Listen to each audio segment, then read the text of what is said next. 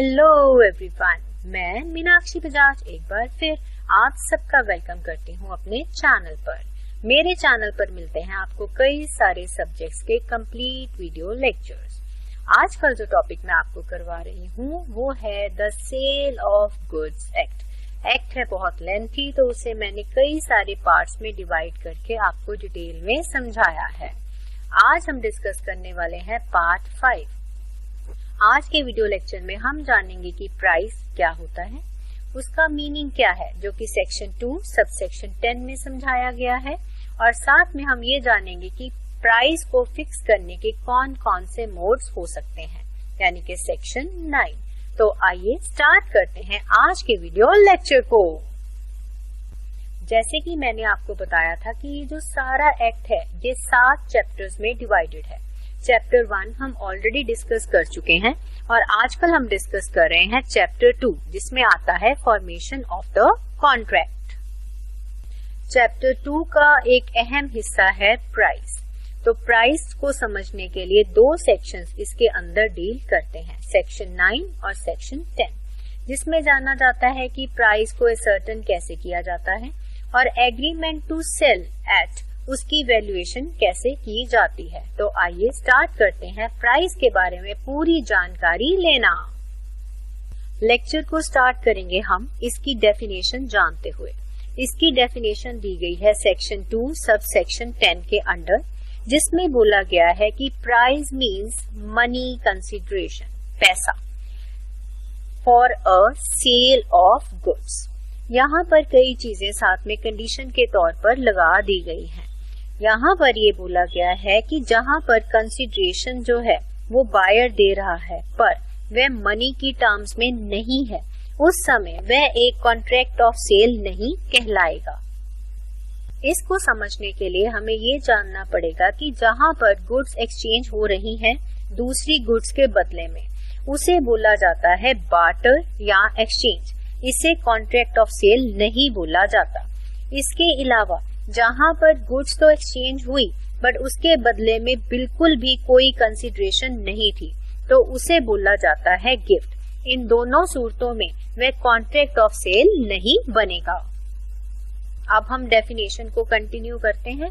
यहाँ पर अब हमने एक और पॉइंट सीख लेना है, जहाँ कंसिडरेशन जो है वह पार्टली इन मनी है। पार्टली मतलब कुछ हिस्सा मनी का है और कुछ हिस्सा जो है वह गुड्स का है। उसे अलाउ कर दिया गया है, बिल्कुल भी प्रोहिबिट मतलब मनाही नहीं है। इसका मतलब क्या है वह भी हम अगली स्लाइड में जान लेते हैं। तो माय डियर लर्नर्स, जहाँ पर कंसिडरेशन जो है वह है हिस्सों में मतलब पार्ट्स में, सारे के सारी मनी नहीं है, तो उसमें 2 चीजों को वैलिडिटी दी गई है।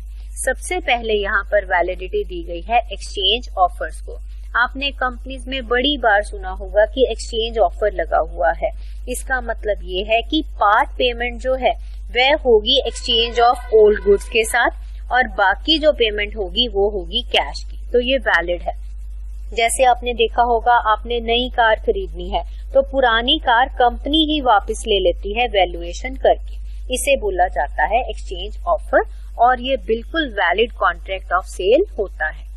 दूसरी कैटेगरी यहाँ पर आती है एडजस्टमेंट या सेट ऑफ की। इसका मतलब ये है कि पहले से कोई डेट है सेलर के ऊपर, कोई देनदारी है, तो एज कंसिडरेशन वह क्या करता है, एक नई डेट क्रिएट कर लेता है। तो एक के बदले जब दूसरी डेट क्रिएट कर ली जाती है तो उसे वैलिड कंसिडरेशन बोला जाता है। अब हम डिस्कस करेंगे सेक्शन 9, जिसमें है मोड्स मतलब किस किस तरीकों के साथ प्राइस को फिक्स किया जा सकता है। तो आज हम डिस्कस करने वाले हैं ऐसे ही कुछ तरीके। सबसे पहला वे है एक्सप्रेसली स्टेटेड। एक्सप्रेसली का मतलब है साफ साफ शब्दों में लिखा होना। तो जहाँ पर कॉन्ट्रैक्ट में ही लिख दिया गया है, फिक्स कर दिया गया है प्राइस, तो वह है ये कैटेगरी। ज्यादातर जो कॉन्ट्रैक्ट है वह इसी प्रकार से बनाए जाते हैं, जहाँ पर पार्टीज टू दी कॉन्ट्रैक्ट होती हैं वह जर्नली मेंशन कर देती हैं कॉन्ट्रैक्ट के अंदर कि क्या प्राइस पे करना है इन गुड्स का। सेकंड आ जाता है एग्रीड मैनर, जहाँ पर प्राइस फिक्स किया जाएगा एक एग्रीड मैनर में। इसका मतलब ये है कि प्राइस पार्टीज फिक्स नहीं करेंगी, वह इस बात को छोड़ देंगी एक पहले से ही निर्धारित तरीके के ऊपर। फॉर एग्जाम्पल हम यहाँ ये समझ सकते हैं कि जो मार्केट प्राइस उस समय प्रिवेल कर रहा है डेट ऑफ सप्लाई वाले दिन, उसी मार्केट प्राइस को लागू करते हुए एक्सचेंज कर लिया जाएगा। कई बार ये भी देखा गया है कि एग्रीड मैनर में पार्टीज ये डिसाइड करती हैं कि थर्ड पार्टी जो भी प्राइस बोलेगी उसी के ऊपर गुड्स की सप्लाई कर दी जाएगी।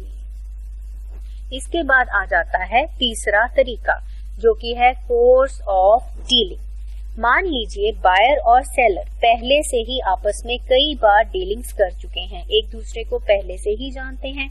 वहां पर पार्टीज जो हैं वो प्राइस ना तो फिक्स करेंगी कॉन्ट्रैक्ट में लिख के, ना किसी एग्रीड मैनर के साथ, और ना ही किसी थर्ड पार्टी से पूछेंगी।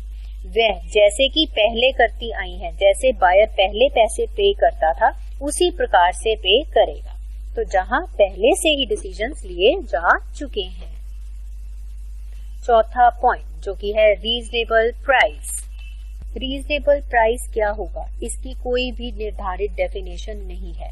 तो जब पार्टीज पहले समझाए तीनों तरीके में से किसी को भी फॉलो नहीं करती और बायर जो है वो एक रीजनेबल सा प्राइस दे देता है, जो कि जरूरी नहीं है कि प्रिवेलिंग मार्केट प्राइस हो, उसे इस कैटेगरी में डाल दिया जाता है। इसका मतलब ये कि केस टू केस वेरी करेगा कि रीजनेबल प्राइस क्या है।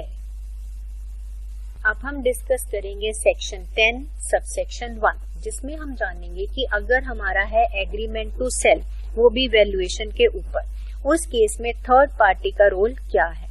कई बार ये देखा गया है कि जो प्राइस है वो एक तीसरी पार्टी निर्धारित करती है। मतलब तीसरी मतलब एक तो बायर, एक तो सेलर, थर्ड पार्टी एक और पर्सन, वह प्राइस को निर्धारित करेगा। और यहाँ कुछ कंडीशंस हैं। अगर थर्ड पार्टी प्राइस को फिक्स नहीं करती, उस केस में जो ये एग्रीमेंट है दोनों पार्टीज उसे अवॉइड मतलब खत्म कर सकते हैं। कई केसेस में ये भी हो सकता है कि जो थर्ड पार्टी है उसे प्रिवेंट कर दिया जाए, उसे मना कर दिया जाए कि आप प्राइस को फिक्स मत कीजिए, और जो मना किया गया है वह गलती पाई जाती है, फॉल्ट है वो किसी एक पार्टी का। तो जिस पार्टी ने मना किया मतलब दूसरे को नुकसान हो गया, तो दूसरी पार्टी स्यू कर सकती है मतलब केस कर सकती है पहली पार्टी को कि जो भी मुझे डैमेजेस हैं वो पे करो, क्योंकि आपके कारण मुझे नुकसान झेलना पड़ा है। तो इसके साथ ही हमने ये जान लिया कि प्राइस क्या होता है, फिक्स कैसे होता है, और एग्रीमेंट टू सेल में वैल्यूएशन थर्ड पार्टी के द्वारा कैसे की जाती है। आज का लेक्चर यहाँ खत्म हो रहा है और अगले वीडियो लेक्चर में हम डिस्कस करेंगे कि कंडीशंस और वारंटीज क्या होती हैं, कौन कौन से सेक्शंस हैं जो इसके साथ डील करते हैं। तो आप जुड़े रहिए मेरे चैनल के साथ, हम मिलने वाले हैं बहुत जल्द एक इंटरेस्टिंग मजेदार वीडियो लेक्चर में।